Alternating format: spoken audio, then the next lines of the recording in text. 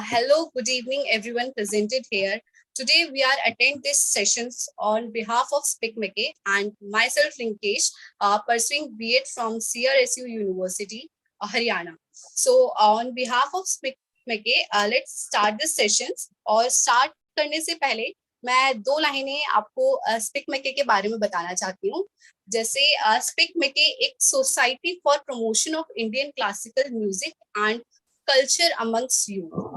यह एक गैर राजनीतिक राष्ट्रव्यापी स्वैच्छिक आंदोलन है जिसकी स्थापना आईआईटी दिल्ली में प्रोफेसर रह चुके डॉक्टर किरण सेठ ने वर्ष 1977 में की थी. उल्लेखनीय है कि कला के क्षेत्र में योगदान के लिए डॉक्टर किरण सेठ को वर्ष 2009 में पद्मश्री से सम्मानित किया जा चुका है.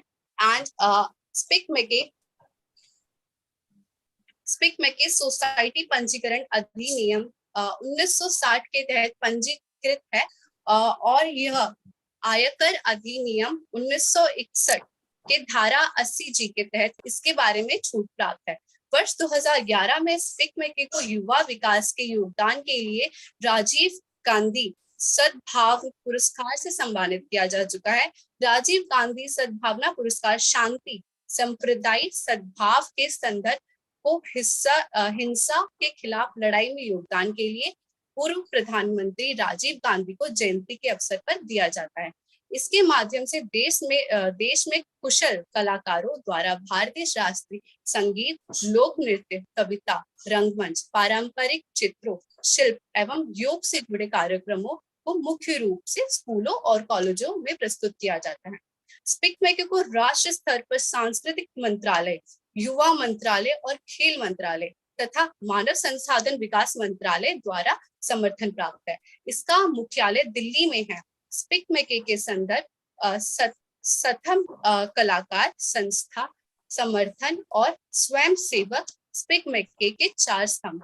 उद्देश्य स्पिक मैके का उद्देश्य भारतीय विरासत के विभिन्न पहलुओं के बारे में जागरूकता बढ़ाकर और इसमें निहित मूल्यों को आत्मसात करने के लिए युवाओं को प्रेरित कर औपचारिक शिक्षा की गुणवत्ता को समृद्ध करता है.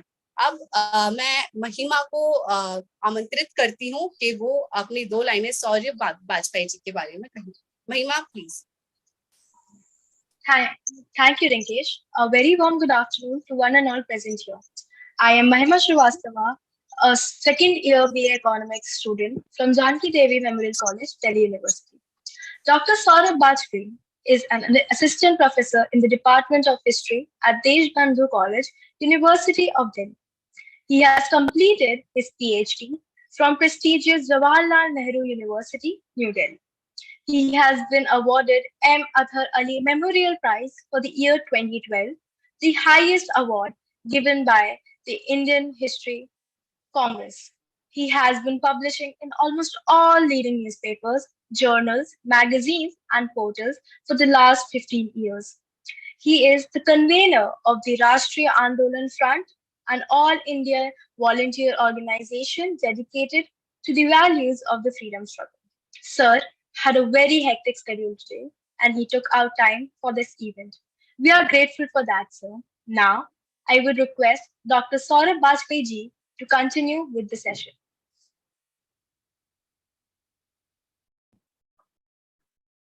Thank you so much, Mahima.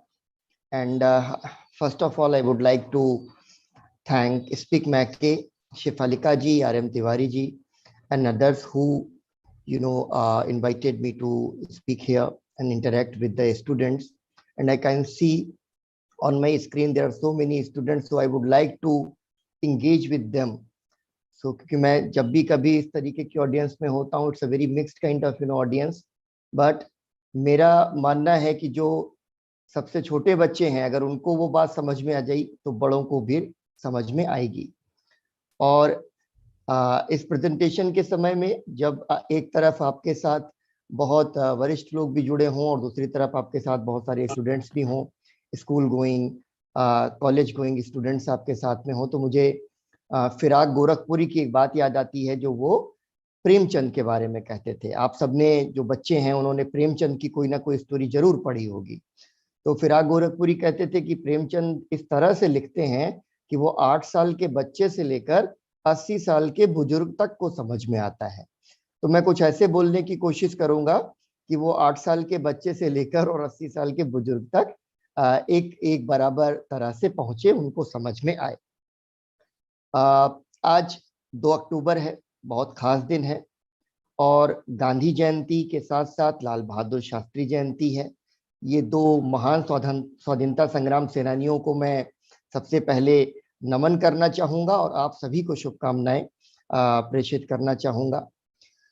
आज के दिन पर गांधी जी के बारे में बात करना, और वो भी बच्चों से बात करना, बहुत ही सुखद है, बहुत ही अच्छा लग रहा है।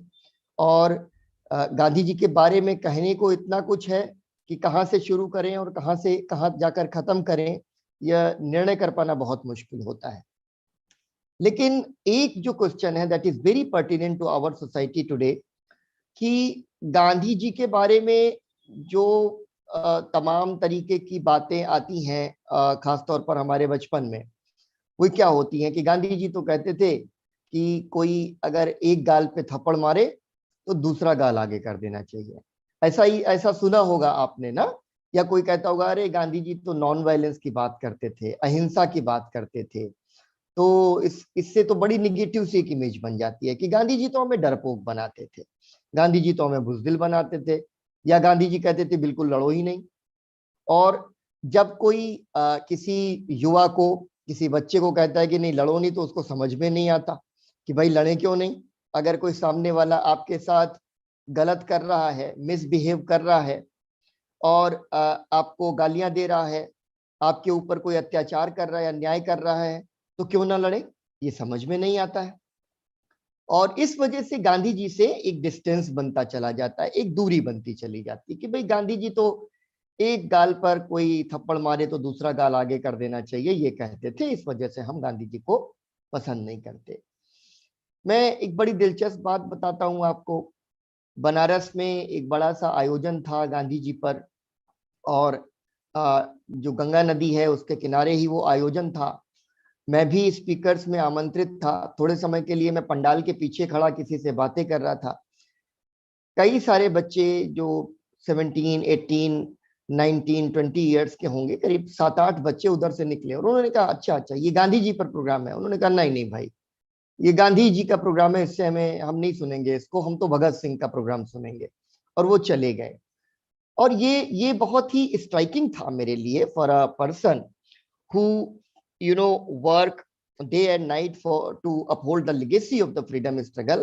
That was quite astonishing to me कि बच्चे कह रहे हैं कि नहीं गांधी जी नहीं, हम तो भगत सिंह का कार्यक्रम देखेंगे। तो मुझे खुशी हुई कि चलो कम से कम भगत सिंह का तो कार्यक्रम देखेंगे। लेकिन साथ ही साथ ये दुख भी हुआ कि गांधी जी के बारे में इस तरीके के मिसकॉन्सेप्शंस आ जाते हैं, और बहुत ही बचपन से आ जाते हैं, और उसकी वजह से एक डिस्टेंस मेंटेन कर लेते हैं हम आइडियोलॉजिकली। मतलब हम अपने मन में ये मान लेते हैं कि नहीं, हम तो गांधी जी के बारे में बात नहीं करेंगे। तो आज मैं अपनी जो बातचीत है जो मुझे करनी है, और उसके बाद हम इंटरेक्शन के फेज में और ज्यादा डिटेल बातचीत कर सकते हैं, लेकिन जो मैं अपनी बातचीत आज की जिस पर मैं फोकस करूंगा वो होगा यही वायलेंस और नॉन वायलेंस का सवाल, हिंसा और अहिंसा का सवाल। और ये जो कायरता है या बुजदिली है, या जिसे हम कहें कि गांधी जी डरपोक थे, इस वजह से वो लड़ने से मना करते थे, इन सवालों के इर्द गिर्द मैं आपको कुछ कहानियां सुनाऊंगा, और उन कहानियों से ही आप तय करिएगा कि गांधी जी बहादुर थे, डरपोक थे, या क्या थे। सबसे पहली चीज कि जब भी किसी महापुरुष के बारे में हम बात करते हैं तो हमें लगता है कि वो महापुरुष जब पैदा हुआ होगा तभी उसके अंदर कुछ ऐसे लक्षण होंगे जिससे कि जो है किसी पंडित ने, किसी जो है मौलवी ने, किसी ग्रंथी ने देखकर कह दिया होगा कि अरे भाई ये तो बहुत महान बनेगा, और उसके अंदर कोई विशेष विलक्षण गुण होंगे। ठीक है ना। तो ये जो मिसकॉन्सेप्शन, ये भी बहुत बड़ा मिसकॉन्सेप्शन है कि जब भगत सिंह तो पैदा हुए होंगे, हाँ, he must be a born hero, बचपन से एकदम एकदम सुपर हीरो टाइप का इमेज दिमाग में आ जाता है। गांधी जी के बारे में अगर आप अच्छा सोचते हैं तो कहेंगे अरे सुपर हीरो की तरह पैदा होंगे। लेकिन मैं गांधी जी के बचपन के बारे में आपको बताना चाहता हूं। गांधी जी का बचपन का नाम है मोनिया, और मोनिया बेहद डरपोक है। इतना डरपोक है कि मोनिया को कभी तो लगता है कि भूत प्रेत आ जाएंगे, कभी तो लगता है कि चोर डकैत आकर के उसे घेर लेंगे, और कभी लगने लगता है कि सांप बिच्छू आकर के उसे डस लेंगे। इतना डरपोक। और पूरा बचपन गांधी जी का जो था उसके तमाम शुरुआती साल राम राम कहते हुए गुजरे, क्योंकि इतना डर लगता था। और उनकी माँ ने उनसे कहा कि जब डरा करो तो राम का नाम ले लिया करो। अब राम का नाम लेना है तो उससे डर भागेगा, ये बहुत ही बचपन से गांधी जी को समझ में आ गया। लेकिन डर तो डर था, भूत प्रेत का तो डर निकल गया।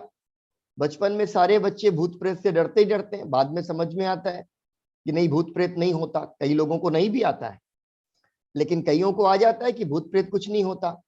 चोर डकैत से आप सोचते हैं कि ठीक है, होगा तो निपट लेंगे। और सांप बिच्छू, उनसे स्वाभाविक है कि उनसे डर जीवन भर नहीं निकल पाता। और मैं आपको बताऊं कि गांधी जी के अंदर सांप का डर कभी नहीं निकला। उन्होंने उस डर का सामना किया, लेकिन सांप का डर वो कभी नहीं निकला उनके मन से। वो हमेशा सांप से बहुत डरते रहे।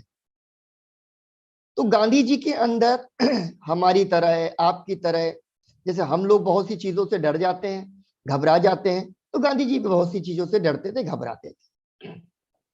लेकिन पहली चीज तो जो उनको समझ में आई कि राम का नाम लेने से, भगवान का नाम लेने से डर खत्म होता है। आप भगवान का नाम ले सकते हैं, आप अल्लाह का नाम ले सकते हैं, आप जो है वाहे गुरु का नाम ले सकते हैं, आप जीसस का नाम ले सकते हैं, जिस भी धर्म को मानने वाले हैं उसका नाम ले सकते हैं, उससे आपको ताकत मिलती है। दूसरी चीज क्या हुई कि गांधी जी डर से भागने की बजाय डर का सामना करना चाहते थे। और इस वजह से बाद के दिनों में वो सांपों के साथ कुछ प्रयोग करने लगे। सांपों के साथ प्रयोग करना बहुत ही खतरनाक था, और खास तौर पर तब जब गांधी जी बचपन से ही सांपों से बहुत डरते थे। लेकिन बाद में उन्होंने सोचा कि सांपों के साथ अगर कभी उनका कोई एनकाउंटर होगा तो वो जो है रिटेलिएट नहीं करेंगे, वो घबराएंगे नहीं, वो चीखेंगे चिल्लाएंगे नहीं। और इस वजह से हुआ क्या कि बाद के समय में डरते ही डरते सही, लेकिन एक बार आपको बड़ी प्रसिद्ध गांधी जी की फोटो मिल जाएगी कि वो गले में सांप लपेटे बैठे हैं। और उसके बाद क्या हुआ कि एक बार प्रार्थना सभा में बैठे थे, प्रेयर कर रहे थे, प्रेयर के समय उनकी पीठ पे सांप गिर गया, लेकिन गांधी जी नहीं भागे। एक बार वो सो रहे थे, उनके ऊपर से सांप गुजर गया, तो गांधी जी अपनी सांस रोक करके लेटे रहे, चीखे नहीं, चिल्लाए नहीं, और सांप को उन्होंने गुजर जाने दिया।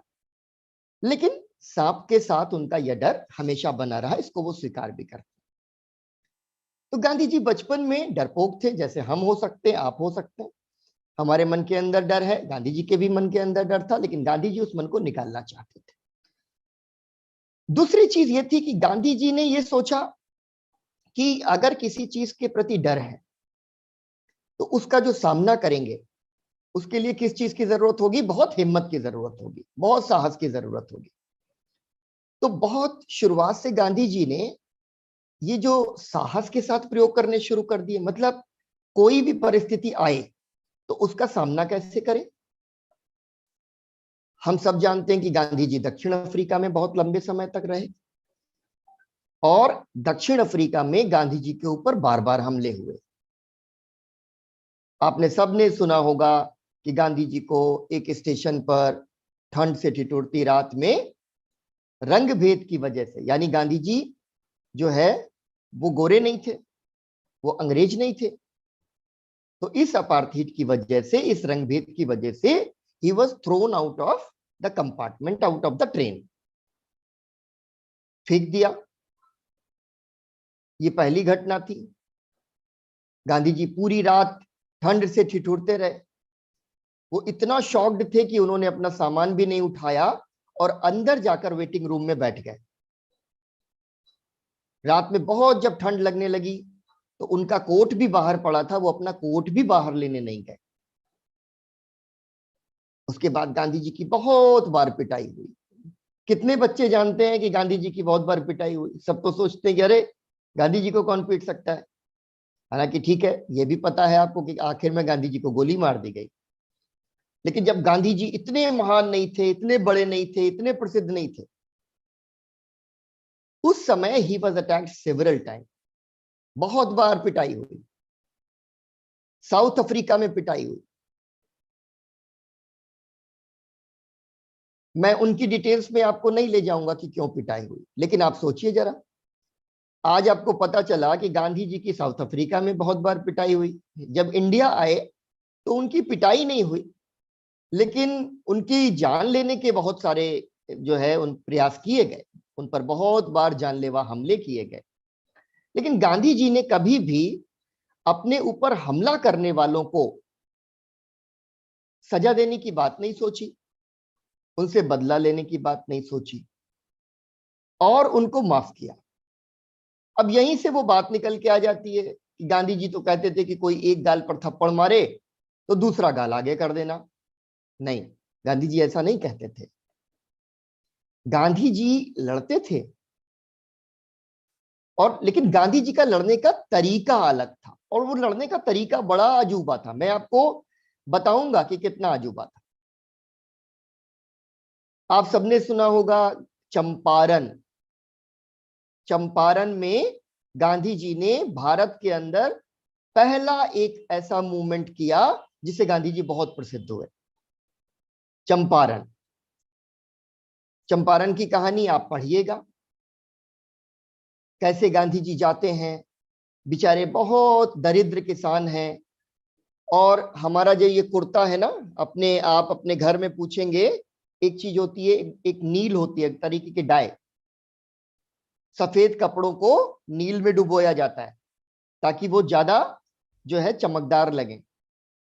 तो वो नील बनाने की फैक्ट्रीज होती थी वहां, और उनके मालिक अंग्रेज थे, और वो हिंदुस्तान के जो किसान थे उनके खिलाफ बहुत सारा जो है उनका शोषण करते थे, और उनके खिलाफ बहुत सारा जुल्म करते थे। तो Gandhi ji took this issue, Gandhi ji went to Champaran. लेकिन जब वो चंपारण गए तो वहां के इन निलहों ने ये साजिश की कि गांधी जी को हम मार दें, या उनकी पिटाई इतनी करें कि गांधी जी वापस भाग जाएं। और उनको पता चल गया कि there is a factory owner, mill owner, who is conspiring to attack Gandhi ji. उसके लठैत वठैत तैयार थे। गांधी जी को रात में खबर मिली। अच्छा, कोई भी होता तो क्या करता? वो तो कहता कि अरे पुलिस को इन्फॉर्म करो, अपने लोगों को बुलाओ, अटैक हो सकता है, लड़ना पड़ेगा। लेकिन गांधी जी ने दूसरा काम किया। रात थी, अंधेरा था, और Gandhi ji decided to meet this person. Gandhi ji पैदल चल दिए, पूछते पूछते उस निलहे के घर पहुंच गए, उस मिल ओनर के घर पहुंच गए। रात के इतनी देर में जब उसने अपना दरवाजा खोला तो देखा कि मोहनदास करमचंद गांधी खड़े।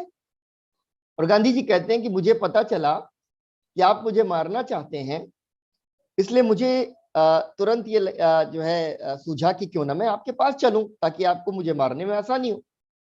आप चाहे तो मेरी हत्या कर सकते हैं, आप चाहे तो मुझे पीट सकते हैं, लेकिन मैं यहाँ जो करने आया हूं वो किए बिना नहीं जाऊंगा, मैं आपको ये बताने आया हूं। और उन्होंने हाथ जोड़े और वहीं खड़े रहे। वो मिल ओनर बहुत शर्मिंदा हुआ, बहुत शर्मिंदा हुआ। उसने गांधी जी पे अटैक नहीं किया, उसने बाद में भी गांधी जी पे अटैक नहीं किया।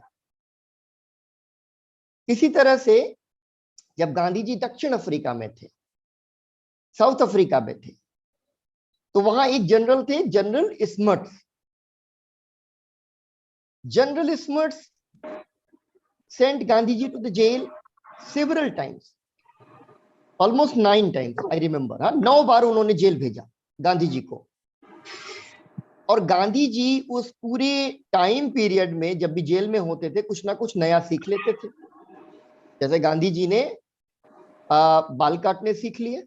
अब अपने आप बाल काटना बहुत ही कठिन है, लेकिन साउथ अफ्रीका में गांधी जी थे, Gandhi ji was an Indian, और जो वहां के जो बार्बर थे, जो नाई थे, वो थे वाइट्स। तो कभी वो गए अच्छे सलून में, उन्होंने कहा कि I want to get my hair cut. उसने कहा नहीं, हम इंडियंस के तो बाल काटते नहीं है, बेइज्जत करके भेज दिया। तो गांधी जी ने कहा कि मैं अपने आप अपने बाल काटूंगा। अब आगे के तो आप ऐसे ऐसे करके अगर बाल काटें तो काट सकते हैं, लेकिन पीछे के बाल आप कैसे काटेंगे? लेकिन गांधी जी ने अपने आप बाल काटने सीखना शुरू कर दिया। गांधी जी ने धोबी का काम करना शुरू कर दिया और बहुत अच्छी जो है आयरन करते थे गांधी जी, बहुत अच्छी तरीके से कपड़े धुलते थे, बड़े जतन से धुलते थे। मतलब उन्होंने सीखा, क्योंकि वो तो बहुत अमीर घर के थे ना, बहुत अमीर घर के थे। उनके father, his father was a dewan. दीवान बहुत ही सिमिलर पोस्ट है, जैसे ऐसे समझ लो कि प्राइम मिनिस्टर किसी एक जो है छोटे से रियासत का, देश का प्राइम मिनिस्टर तो बहुत बड़ी चीज हो गई, लेकिन उस समय राजा होते थे, राजा के दीवान होते थे, तो राजा के वो प्राइम मिनिस्टर थे। तो he belongs to a very well off family. तो उनको ये सब आता नहीं था, उन्होंने सीखा, और उन्होंने चमड़े की चप्पल बनाना भी सीखा। So when he learned how to make slippers, he wrote a letter to General Smuts, जिन्होंने गांधी जी को 9 बार जेल भेजा, और उनसे कहा कि अगर आप अपने पैरों का मेजरमेंट करके मुझे भेज दें तो मैं आपके लिए एक चप्पल बनाना चाहता हूं, एक जोड़ी चप्पल बनाना चाहता हूं। और गांधी जी बहुत चिट्ठियां लिखते थे हमेशा। जब से वो जेल में पहुंचे, जेल से जेलर को चिट्ठियां लिखना शुरू कर देते थे, स्मर्ट्स को चिट्ठियां लिखना शुरू कर देते थे, अलग ऑफिशियल्स को चिट्ठियां लिखना शुरू कर देते थे। तो जनरल स्मर्ट्स ने जब ये चिट्ठी पढ़ी तो उन्होंने अपने पैरों का नाप भेज दिया। लेकिन उनको लगा कि जिस जिस इंसान को मैंने 9 बार जेल भेजा, वो कैसा इंसान है जो मुझसे कह रहा है कि अपनी पैर की नाप भेजिए, मैं आपके लिए एक चप्पल बनाना चाहता हूं। और फिर जब 1915 में गांधी जी इंडिया आने वाले थे तो उन्होंने ही गिफ्टेड दो स्लीपर्स टू जनरल स्मर्ट्स। और जनरल स्मर्ट्स ने कहा कि ठीक है, साउथ अफ्रीका के ये जो गांधी हैं अब इंडिया आ रहे हैं, तो इंडिया के जो अंग्रेज हैं उनको ये पता चलेगा कि ये क्या व्यक्ति है। ये 1915 की बात है। 1939 में जनरल स्मर्ट्स, जिन्होंने लाठी चार्ज करवाए सत्याग्रह पर, घोड़े चलवा दिए लोगों के ऊपर, बहुत सारे सत्याग्रहियों को जेल भेजा, उसमें बहुत बच्चे भी थे, औरतें भी थीं। मतलब बच्चों से के साथ बात करते समय मैं बताऊं कि इस तरीके की लड़ाइयों में बच्चे कितने आगे आगे रहे। तो जनरल स्मर्ट्स ने जिन लोगों को जेल भेजा उसमें एक 16 साल की बच्ची थी, वलीअम्मा। वो जेल की जो कंडीशंस थी, हार्श कंडीशंस थी, वो उसके साथ कोप अप नहीं कर सकी, वहां बीमार पड़ गई, और इतना बीमार पड़ गई कि वलीअम्मा की बाद में मौत हो गई। 16 साल की बच्ची। तो बच्चे तो थे, आश्रम में बच्चे थे, सत्याग्रहियों में बच्चे थे, और उसी में ये वलीअम्मा भी थी। तो जनरल स्मर्ट्स ने इतने अत्याचार किए थे और गांधी जी ने उनके साथ ऐसा व्यवहार किया। 1939 में, बहुत साल बाद, जनरल स्मर्ट्स ने कहीं लिखा कि मैंने वो चप्पलें बाद में गांधी जी को वापस भेज दी। उन्हें वापस भेज दिया और उनको कहा कि मैंने इन्हें कई बार पहना, लेकिन मैं इन चप्पलों को बहुत सहेज के रखता था, क्योंकि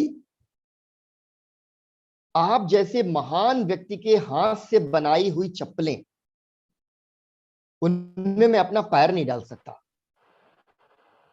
दक्षिण अफ्रीका में उनका सबसे बड़ा दुश्मन गांधी जी के बारे में ऐसे लिख रहा है। तो लड़ाई तो हो रही है। लड़ाई किसके किसके बीच हो रही है? बुरी आदतों के बीच में, बुरी टेंडेंसीज के बीच में, हेट्रेड के साथ किसकी लड़ाई हो रही है? प्रेम की लड़ाई हो रही है। गांधी जी अपने अपोनेंट्स के साथ कैसे लड़ रहे हैं? प्यार के साथ लड़ रहे हैं। और दुनिया में जितने महान लोग हैं उन्होंने हमें यही सिखाया है कि अगर आपके खिलाफ नफरत होता है, अगर आपके खिलाफ अटैक होता है, never retaliate, never retaliate. Retaliation is counter poison. अगर आप रिटेलिएट करेंगे तो वो तो जहर का बदला जहर से हो जाएगा। जैसे मैं, अगर मुझे कोई गाली दे और वो गाली दे और मैं उसको पलट के गाली दूं, तो मैं उसको गाली क्यों दूंगा? क्योंकि मैं कहूंगा उसने मुझे गाली दी। यानी मैं समझ रहा हूं कि गाली देना गलत बात है, बुरी बात है, ऐसा नहीं करना चाहिए।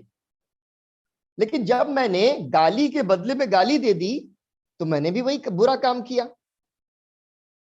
जिसने पहले गाली बकी। वो चाहता था कि दुनिया में सारे लोग गंदे हो जाएं और मैं तुरंत गंदा हो गया। So that's why Gandhi ji said retaliation is counter poison, and poison breeds more poison. अगर हम जहर के बदले और जहर फैलाएंगे तो जहर की जीत हो जाएगी। एक तरह से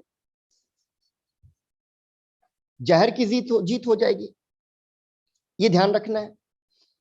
दूसरी चीज क्या है, गांधी जी बार बार कहते थे, ये जो आंख के बदले आंख अगर हम देंगे, अगर ये सिद्धांत लिया कि अगर किसी ने मेरी पिटाई की मैं उसकी पिटाई करूंगा, किसी ने मेरे ऊपर अटैक किया मैं उस पर अटैक करूंगा, किसी ने मुझे गाली दी मैं उसको गाली दूंगा, किसी ने मेरे खिलाफ कोई कंस्पिरेसी की मैं उसके खिलाफ कंस्पिरेसी करूंगा, तो पूरी दुनिया एक जैसी हो जाएगी। इसलिए ये नहीं करना है, ये गांधी जी कहते थे। और दुनिया के सारे बड़े लोग, महान लोग यही कहते थे। जैसे बुद्ध थे, गौतम बुद्धा की कहानी तुम सबने सुनी होगी। गौतम बुद्ध, एक बार किसी ने उनको रोका, बहुत गालियां दी। जब वो थक गया गालियां देते देते, तो गौतम बुद्धा ने कहा कि अगर कोई आपको कुछ देना चाहे और आप ना लें तो क्या होगा? तो गाली देने वाले ने कहा कि वो उसी के पास रह जाएगा। तो गौतम बुद्धा बोले कि आपने मुझे जो गालियां दी वो मैंने नहीं ली, अब वो आपके पास रह गई। ठीक है, तो दुनिया के सारे बड़े लोग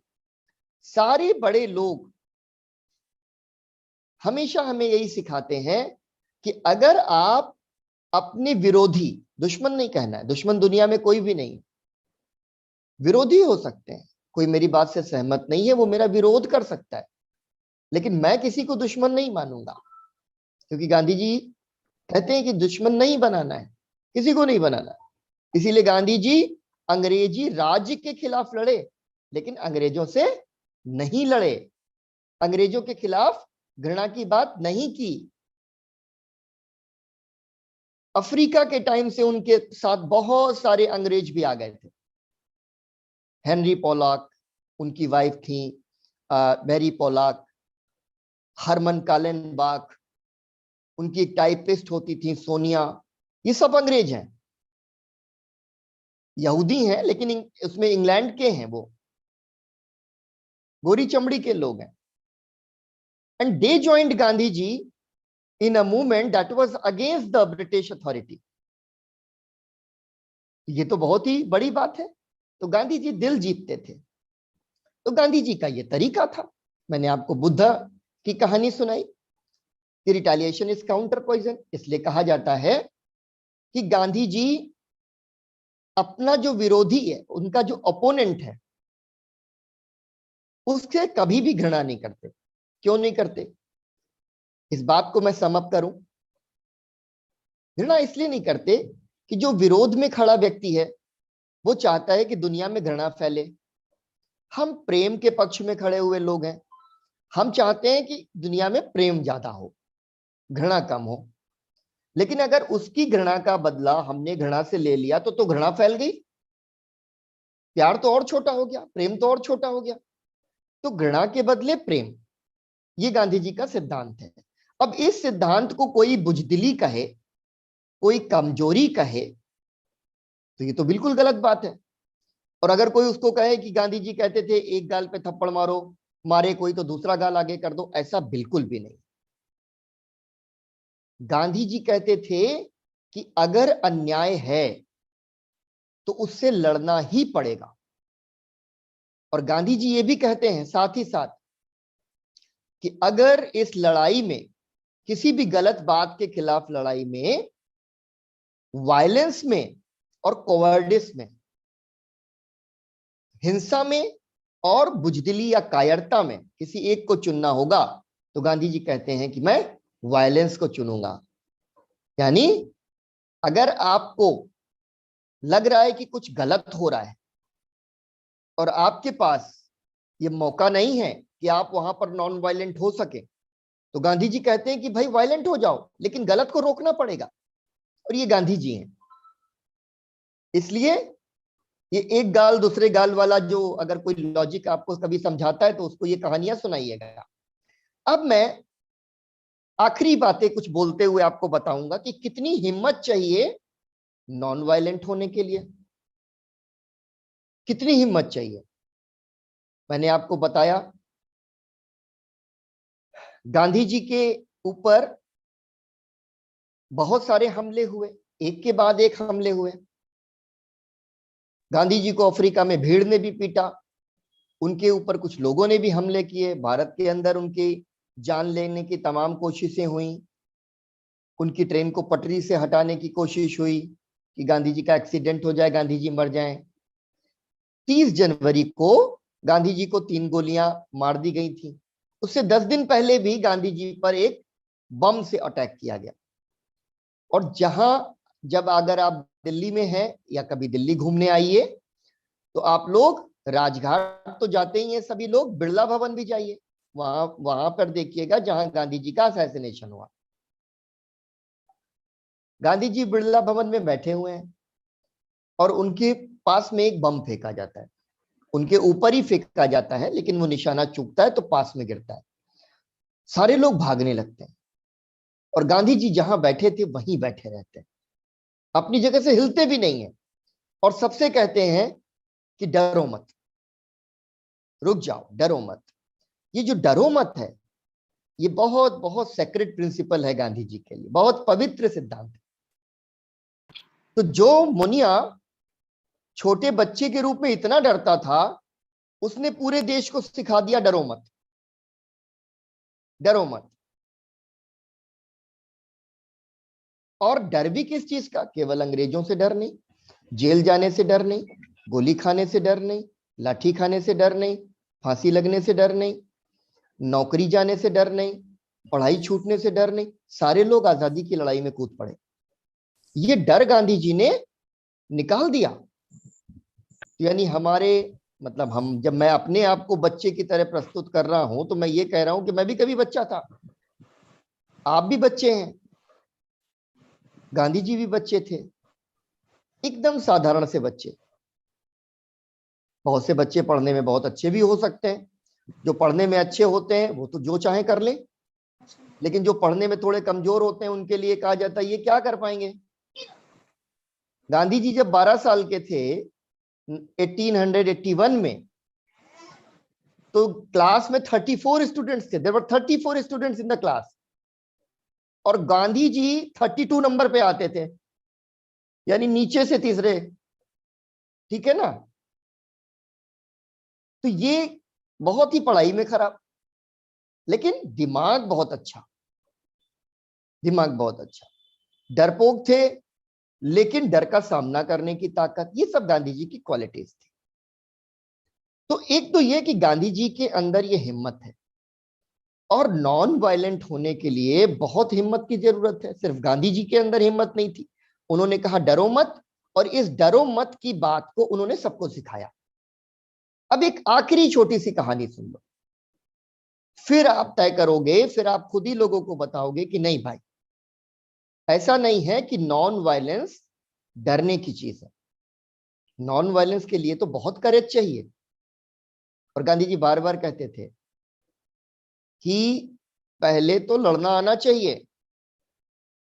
पहले जब आप लड़ने से मतलब है कि अगर आप वायलेंट ढंग से नहीं लड़ पाते तो आप नॉन वायलेंट ढंग से लड़ पाएंगे इसकी कोई गारंटी नहीं है।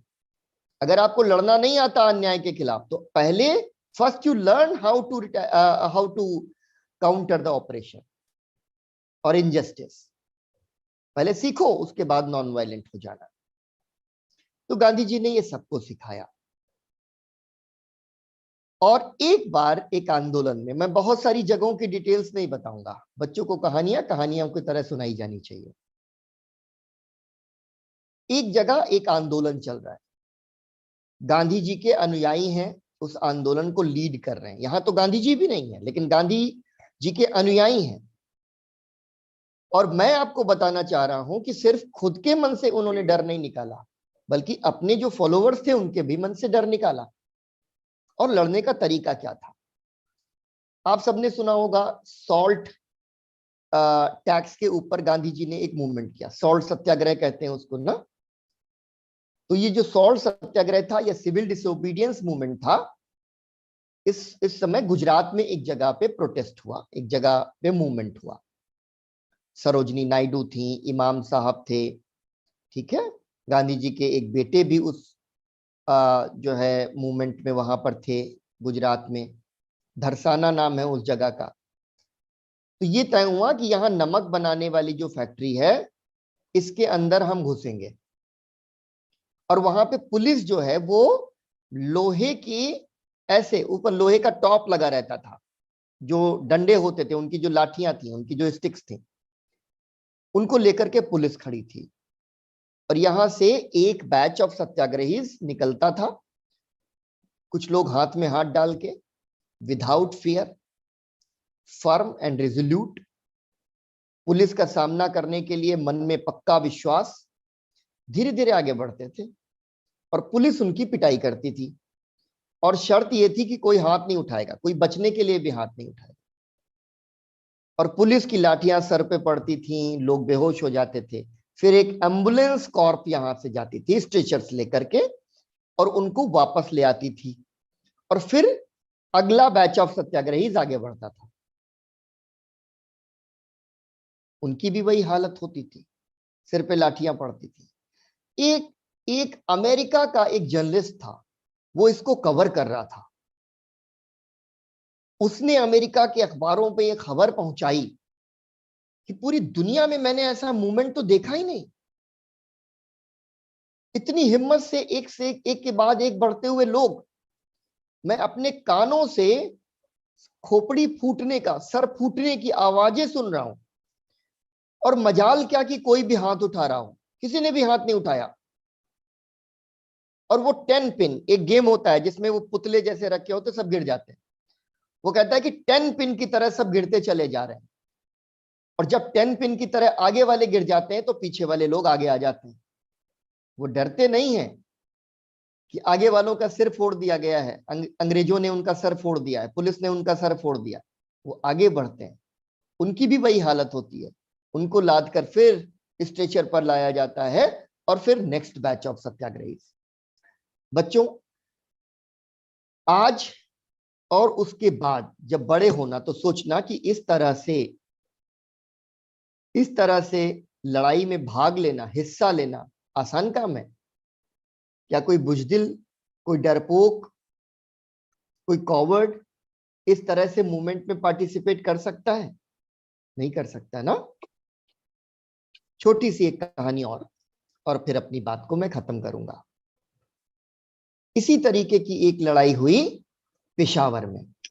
पेशावर अभी पाकिस्तान में है, पहले हमारे देश में, ठीक है।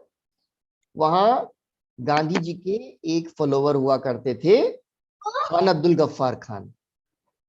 तो उनका अरेस्ट हो गया, उनको पुलिस ने अरेस्ट कर लिया। बहुत से लोग खड़े हो गए, बहुत से लोग अपने घरों से निकल आए। और उनके जो खान अब्दुल गफ्फार खान के जो फॉलोवर होते थे, वो कहे जाते थे खुदाई खिदमतगार। पेशावर की सड़कों पे वो लोग इकट्ठे हो गए और आर्मी बुला ली अंग्रेजों ने, और उससे कहा कि गोली चला दो इनके ऊपर। तो वहां एक चंद्र सिंह गढ़वाली थे, जो आर्मी की उस बटालियन के जो है हेड थे, मुखिया थे। उन्होंने कहा कि मैं इन पर गोली नहीं चलाऊंगा। फिर नेक्स्ट बटालियन वाज कॉल्ड, वो इंग्लिश बटालियन थी, ब्रिटिश बटालियन थी। And now they were order कि अब तुम इनको भगाओ। तो जो उनकी गाड़ियां थी, आर्मर्ड कार्स थी, उन आर्मर्ड कार्स को जो है कहा गया कि भीड़ को कुचल दो, और वो आर्मर्ड कार्स भीड़ को कुचलने लगी और फायरिंग वाज ओपन्ड, गोलियां चलाई जाने लगी, लोग मरने लगे। लेकिन लोग भागे नहीं, जिधर से गोलियां चलाई जा रही थी उधर लोग खड़े थे और वो नारे लगा रहे थे, इनकलाब जिंदाबाद के नारे लगा रहे थे, महात्मा गांधी की जय के नारे लगा रहे थे। इस तरीके के तमाम नारे वहां लग रहे थे। हिंदू थे, मुसलमान थे, सिख थे, और पुलिस उन पर गोलियां चला रही थी। उनको गोलियां लगी, गिर गए, और वो जब गिरे तो पीछे वाले लोग आगे आ गए और पूरे जोश में, देश के लिए सब कुछ अपना कुर्बान कर देने के जोश में। उसमें एक सिख लड़का था, वो जीन शार्प, एक अमेरिका के जर्नलिस्ट हैं, उन्होंने ये सब लिखा है, जब तुम बड़े होना तो पढ़ना। वो लड़का दौड़ता हुआ भीड़ में आया और उसने कहा मुझ पे गोलियां चलाओ, और अंग्रेजों ने उस पर गोलियां चलाई। आपको पता है उसके शरीर में कितनी गोलियां लगी? 21 गोलियां लगी, 21 गोलियां मारी गई उसको। लेकिन वो लोग इस देश को आजाद कराने की लड़ाई लड़ रहे थे। तो आज का दिन गांधी जी के साहस को समझने का दिन है, गांधी जी के अहिंसा के तरीके को समझने का दिन है, और ये समझने का दिन है कि कैसे इस देश के लोगों ने अलग अलग तरीकों से, कभी भगत सिंह पर बात करेंगे तो भगत सिंह के बारे में बताएंगे, लेकिन आज गांधी जी के बारे में बात कर रहे थे तो अहिंसक सत्याग्रह के बारे में बात कर रहे थे। अहिंसक सत्याग्रह, सत्य बोलेंगे, सच बोलेंगे, झूठ नहीं बोलेंगे, और उस रास्ते से हम पीछे नहीं हटेंगे। लेकिन ये थी सत्याग्रह की लड़ाई, ये थी सत्याग्रह की अहिंसक लड़ाई। और इस वजह से अगर मुझसे कोई पूछता है तो मैं कहता हूं कि गांधी जी तो बहुत लड़ाकू थे, क्योंकि अहिंसक लड़ाई लड़ना दुनिया का सबसे कठिन काम है। हिंसक लड़ाई तो पूरी दुनिया लड़ रही है, और हिंसक लड़ाई लड़ने के बाद हिंसा और बढ़ जाती है, लेकिन अहिंसक लड़ाई लड़ने के बाद हिंसा खत्म होती है और अहिंसा बढ़ जाती है। हम एक दूसरे के साथ रहना सीखते हैं, हम एक दूसरे का विरोध भले करते हो लेकिन हम एक दूसरे से नफरत नहीं करते। हाँ, हमें एक ऐसा ही तो देश बनाना है जिसमें हम सब हिल मिल के रहें, एक साथ रहें। और ये जरूरी नहीं है कि पूरे देश के लोगों के बीच में मतभेद नहीं होंगे, अगर होंगे तो उसको हम कैसे सुलझाएंगे? बातचीत से सुलझाएंगे, उसको हम अहिंसक तरीके से सुलझाएंगे। झगड़ा करके देश नहीं बनता, झगड़ा करके देश नहीं चलता। तो यहाँ पर मैं अपनी बात को खत्म करता हूँ। अभी क्वेश्चन आंसर सेशन में हम लोग अगर कोई और विषय आएगा तो उस पर बात करेंगे। आप सबका बहुत बहुत धन्यवाद जी, बहुत शुक्रिया। मैं वॉलंटियर्स को वेलकम करना हूं में। हमारे बीच हैं लारी जी हैं, रिकी जी हैं, डॉक्टर जयदेव पांडे हैं, प्रांशु समर्श हैं, मधु महाजन जी हैं, और स्पेशल थैंक्स है हमारा रोहित जी को, कौशिक जी को, जिनकी वजह से ये प्रोग्राम संभव हो पाया। और आगे मैं सबसे रिक्वेस्ट करूंगी, योगेश नारायण जी दीक्षित जी हमारे साथ हैं, और मैं इन सब से रिक्वेस्ट करूंगी कि आप कुछ भी क्वेश्चन सब पूछें, और हैंड रेज करेंगे तो हम उनका क्वेश्चन लेंगे। Now interaction session is starting here. Hello, नमस्ते वानी गुरु जी। बोलो। यस मैम, नमस्ते गुरु जी। सर मेरा ये क्वेश्चन है कि जैसे हमने आज बात करी है गांधी जी के ऊपर, तो सर गांधी जी के ऊपर आपने वानी अपना कैमरा ऑन कर लीजिए। सच्ची मुझे लैपटॉप में कैमरा का इशू हो रहा है एक्चुअली। ओके ओके, कोई बात नहीं, बोलो। Yes sir. सर आपने हमारे गांधी जी की इतनी सारी पॉजिटिव स्टोरी सुनाई है हमें, बट सर जो हम स्टोरी सुनते आ रहे हैं नेगेटिव स्टोरीज के, उन्होंने किसी को मरवाया था, लाइक जो हम सुनते आ रहे हैं सर, वो तो हमारे माइंडसेट पे है, तो हम उसको कैसे चेंज कर सकते हैं?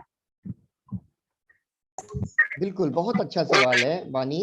और इसीलिए से मैंने इशारे इशारे में सही, लेकिन मैंने आपको ये बताया कि गांधी जी के खिलाफ बहुत सारी निगेटिव स्टोरीज भी फैलाई जा रही हैं, है ना।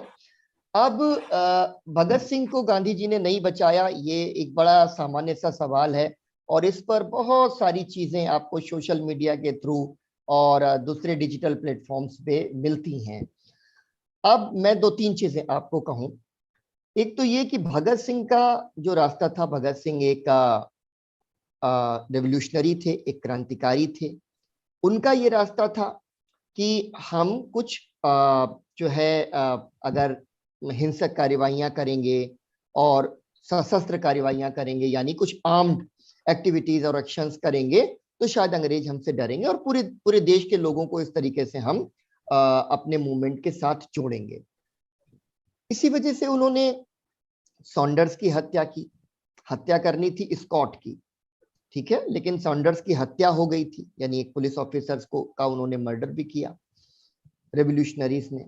वो क्यों किया, ये बड़ी दिलचस्प कहानी, इसको आपको जरूर सुनना और समझना चाहिए, क्योंकि आजकल जो सोशल मीडिया पे ज्यादा फैल रहा है या फैलाया जा रहा है वो तो पहुंच जाता है, लेकिन ये काउंटर स्टोरीज नहीं पहुंचती। भगत सिंह ने भगत सिंह ने स्कॉट की हत्या करने की योजना क्यों बनाई, जिसमें गलती से सॉन्डर्स मारा गया। पंजाब में एक नेता होते थे लाला लाजपत राय, और लाला लाजपत राय कांग्रेस के बहुत बड़े नेता थे, देश के बहुत बड़े नेताओं में एक थे। लेकिन लाला लाजपत राय के साथ भगत सिंह के थोड़े मतभेद थे, और लाला जी के भगत सिंह के साथ मतभेद थे। यहाँ पे देखो मतभेद हैं, डिफरेंसेस हैं। और भगत सिंह वगैरह लाला जी से इतना नाराज हो गए एक समय के लिए कि उन्होंने तो लाहौर की गलियों में उनके खिलाफ पोस्टर्स तक लगाए। लेकिन उन्हीं लाला जी पर जब साइमन कमीशन का बॉयकॉट मूवमेंट चल रहा था, अंग्रेजों ने लाठियां चलाई, लाठी चार्ज कर दिया, उनके सर में बहुत चोटें आई, और जब उनके सर में बहुत चोटें आई, उन चोटों की वजह से कुछ दिन के बाद मौत हो गई। अब ये वो लाला लाजपत राय हैं जिनके साथ भगत सिंह के मतभेद हैं, लेकिन जब उनकी हत्या कर दी अंग्रेजों ने, तो उसका बदला लेने के लिए कौन आया, भगत सिंह और रेवोल्यूशनरीज आए। ठीक है, एक तो ये चीज आपको ध्यान में रखनी चाहिए। दूसरी चीज ये है कि उनका जो रास्ता था, भगत सिंह अपनी जिंदगी के शुरुआती दिनों में जो सोचते थे, अपनी जिंदगी के बाद के दिनों में वैसा नहीं सोच रहे थे। बाद के दिनों में वो क्या सोच रहे थे वो मैं किसी और दिन आपको बताऊंगा। लेकिन जब उनको ये फांसी की सजा सुनाई गई, तो उनके जो पिता थे, उनके पिताजी उनसे जेल में मिलने जाते थे, और एक बार उन्होंने कहा कि एक मर्सी पिटीशन, यानी एक दया याचिका, कि हमें माफ कर दिया जाए, हमारी फांसी को जो है उम्र कैद में बदल दिया जाए। इस तरीके की पिटीशन वो लेकर के भगत सिंह के पास गए, और उन्होंने कहा कि ये पिटीशन मैं देना चाहता हूं। भगत सिंह ने उनसे साफ मना किया। भगत सिंह की लगभग उनसे लड़ाई हो गई, और उन्होंने कहा नहीं, मैं माफी नहीं मांगूंगा अपने करे के लिए, मुझे किसी तरीके की माफी नहीं चाहिए। तो जब जो लोग इस तरीके के सवाल पूछते हैं, वो दरअसल एक तरीके से भगत सिंह की भी बेइज्जती कर रहे होते हैं। वो सिर्फ गांधी जी की बेइज्जती नहीं करना चाहते, वो भगत सिंह की भी बेइज्जती करना चाहते हैं। क्यों? क्योंकि हमारे जो रेवोल्यूशनरीज थे, उनकी परंपरा थी कि वो अपनी शहादत को, अपने मार्टिरडम को बहुत बहुत लाइनाइज करते थे, बहुत ज्यादा उसको वो उसके बारे में बात करते थे, यहां तक कि उनका वजन बढ़ जाता था। मौत के डर से लोगों के वजन घट जाते हैं, लेकिन जेलों में हमारे रेवोल्यूशनरीज के वजन बढ़ जाया करते थे। और उन्होंने ट्रेडिशन बनाया था कि हंसते हंसते फांसी का फंदा चूमना है, रोते रोते नहीं चूमना है, डर के नहीं चूमना है। तो ये भगत सिंह का अपना रास्ता था। और भगत सिंह के बारे में कि भाई उनको गांधी जी ने क्यों नहीं बचाया, जब कोई ये पूछता है तो भगत सिंह की भी बेइज्जती कर रहा होता। लेकिन मैं आपको दो ऐसी बातें भी बताऊं। गांधी जी ने 3 चिट्ठियां वायसराय को लिखी और उनसे यह रिक्वेस्ट की कि भगत सिंह की फांसी पर को वो रिकंसीडर करें, उस पर फिर से वो विचार करें। इरविन उस समय वायसराय थे। इरविन ने कहा कि आप जो है, जो उनके साथ गांधी जी के साथ एक समझौता हो रहा था, उस समझौते में इरविन ने कहा कि आप इस समझौते के बीच में इस बात को ना लाएं, मैं इस पर अलग से बात करूंगा क्योंकि मैंने अभी भगत सिंह की फांसी पे सिग्नेचर नहीं की है। तो गांधी जी ने मान लिया। उनको लगा कि ठीक है, इस पर ये अलग से बात करना चाहते हैं तो ये अलग से इस पर बात कर लें और अलग से विचार कर लें। लेकिन अंग्रेजों के दिल में कुछ और था। अंग्रेज चाहते थे कि अगर भगत सिंह को फांसी होगी, और भगत सिंह एक मिथ बन गए थे, बहुत पॉपुलर हो गए थे पूरे देश में। अंग्रेजों को लगता था कि अगर भगत सिंह को फांसी हो जाएगी और सबको ये लग रहा है कि गांधी जी ही हैं जो भगत सिंह को बचा सकते हैं, तो क्यों ना भगत सिंह को फांसी हो जाए और गांधी जी यूथ के बीच में बहुत अनपॉपुलर हो जाए। इस वजह से आपको पता है कि कराची में कांग्रेस का अधिवेशन होने वाला था, फांसी को प्रीपोन करके फांसी पे चढ़ा दिया गया भगत सिंह वगैरह को। इस मामले में आखिरी बात मैं आपको बताऊं कि गांधी जी ने जीवन में कभी अपने लिए माफी नहीं मांगी।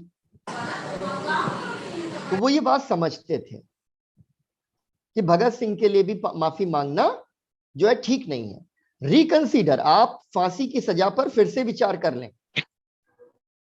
फांसी की सजा पर फिर से विचार कर लें। ये गांधी जी उनको बार बार बोल रहे हैं और 3 बार तो चिट्ठियों में भी लिखा है जो हमारे पास डॉक्यूमेंट्स के अंदर है।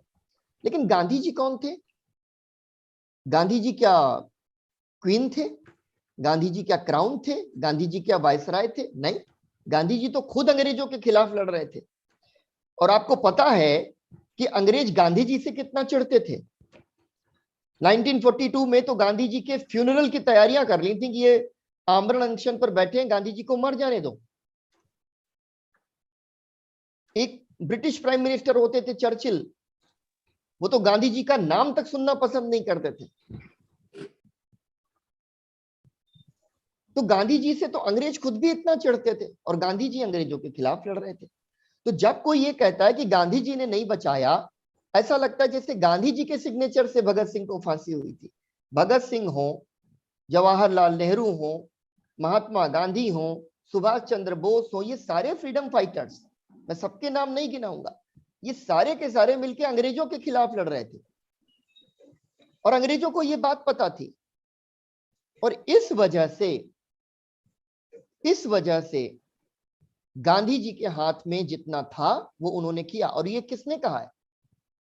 सुभाष चंद्र बोस ने अपनी एक ऑटोबायोग्राफी लिखी है, इंडियन स्ट्रगल। उसके अंदर वो लिखते हैं कि भगत सिंह को बचाने के लिए गांधी जी जितना कर सकते थे उतना गांधी जी ने किया। तो वो सबके सब अंग्रेजों के खिलाफ लड़ रहे थे। खुद गांधी जी की भी तो मौत हो गई। गांधी जी ने अपने ऊपर हुए हमलों के लिए कभी किसी के खिलाफ FIR नहीं की, अपने लिए किसी से बदला नहीं मांगा। तो ये जो मौत का डर है, ये मौत का डर ना तो भगत सिंह के अंदर था ना गांधी जी के अंदर था। तो अब गांधी जी को डेमोलिश करने का एक प्रोजेक्ट है जिसमें कहा जाता है उन्होंने भगत सिंह को नहीं बचाया। भगत सिंह को बचाने की जितनी कोशिशें थी वो उन्होंने की। हमारे बीच DPS की प्रिंसिपल रुचि छाबड़ा जी हैं, वो अपना क्वेश्चन रखना चाहेंगी। सभी साथी मुझे क्या पता। Welcome ma'am.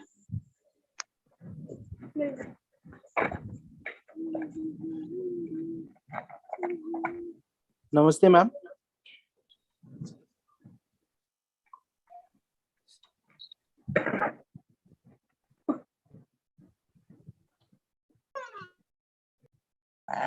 बोलिए मैम।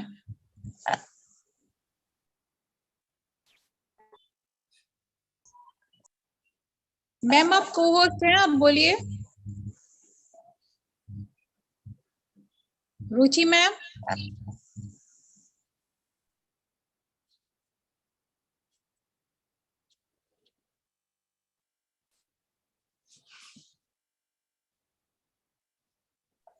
कोई इंटरनेट इश्यू है उनके साथ, उनकी आवाज नहीं आ रही है।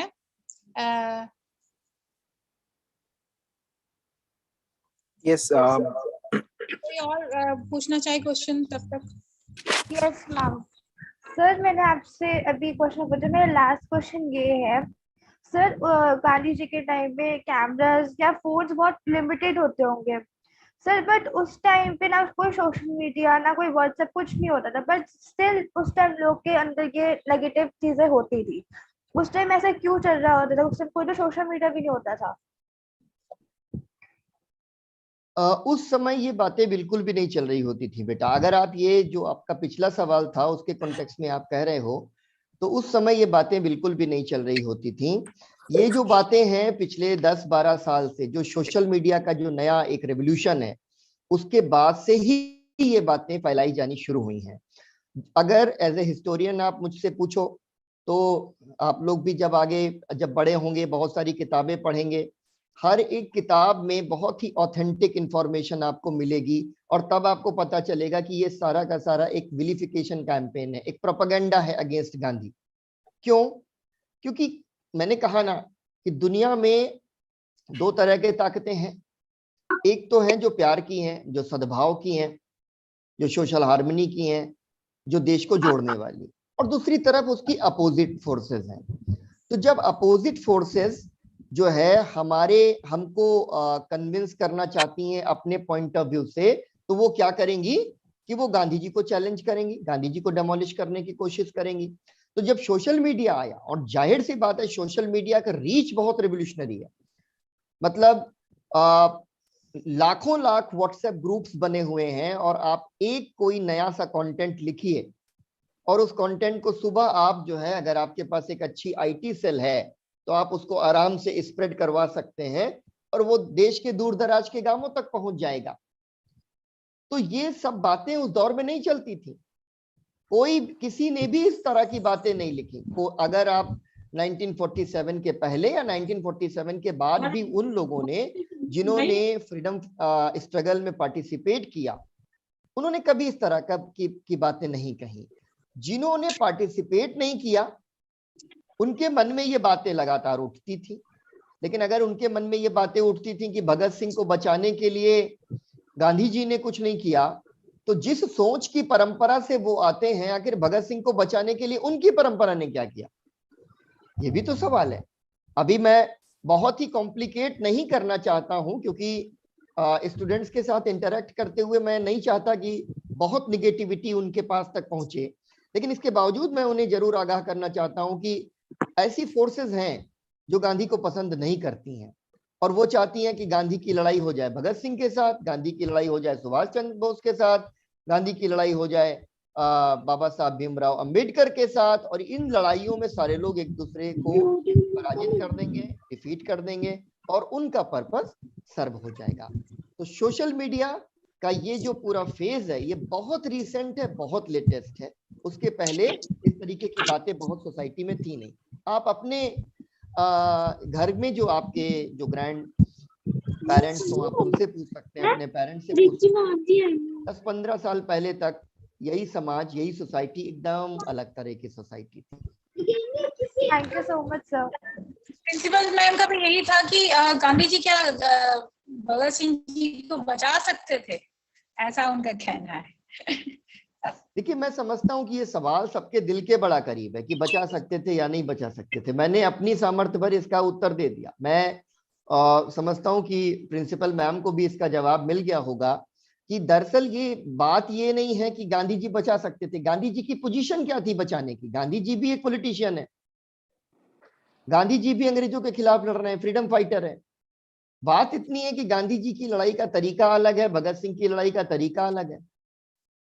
और गांधी जी चिट्ठियां लिख सकते हैं, गांधी जी रिक्वेस्ट कर सकते हैं, गांधी जी ने जो है पब्लिक स्टेटमेंट्स भी दिए हैं इस संबंध में। कराची में जब वो आए तो उन्होंने इस संबंध में पब्लिक स्टेटमेंट्स भी दिए हैं।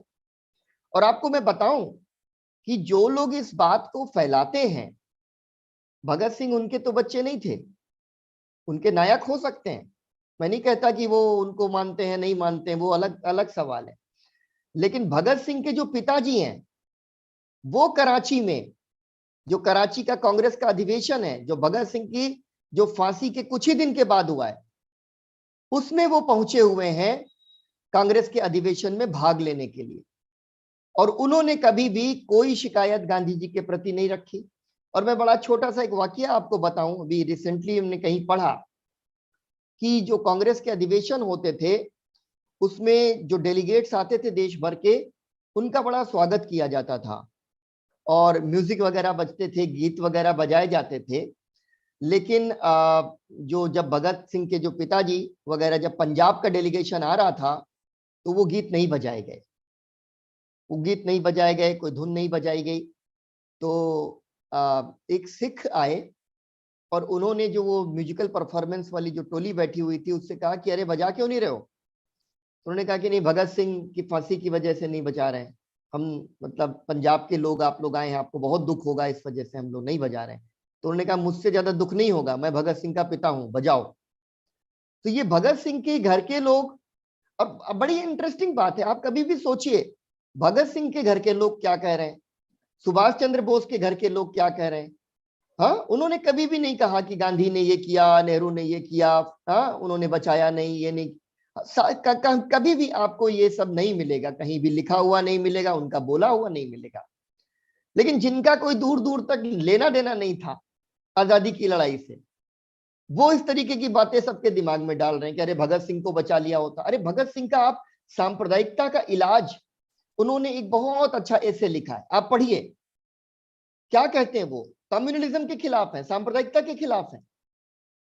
और जो सांप्रदायिक सोच है वही गांधी जी को अटैक करना चाहती है, वही सांप्रदायिक सोच भगत सिंह को अटैक करना चाहती है, वही सांप्रदायिक सोच नेहरू जी को अटैक करना चाहती है। तो भगत सिंह अगर बच गए होते तो भी आपके खिलाफ ही लिखते, आपके खिलाफ बोलते, ठीक है। जिन लोगों ने आजादी की लड़ाई में हिस्सा नहीं लिया उनके खिलाफ बोलते, उनसे कहते कि भाई तुम ये क्या कर रहे हो। या जो लोग हिंदू मुसलमान सबको आपस में बांट देना चाहते हैं उनसे कहते कि मत बांटो, ये देश टूट जाएगा, ठीक है।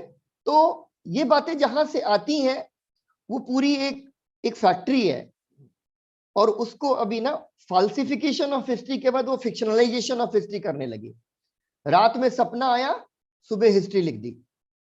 ऐसे इतिहास नहीं लिखा जाता। इतिहास के लिए आपके पास सोर्सेज होने चाहिए, इतिहास के पास आपके पास कहीं ना, मैं आपको बड़ी दिलचस्प बात बताऊं, अभी मैं किताब पढ़ रहा था, मैं किताब नहीं बताऊंगा क्योंकि मेरा उद्देश्य ये है कि बच्चे इस बात को ज्यादा से ज्यादा सुन रहे हैं और समझ रहे हैं, तो वो इस बात को समझें कि इसके पीछे का राज क्या है।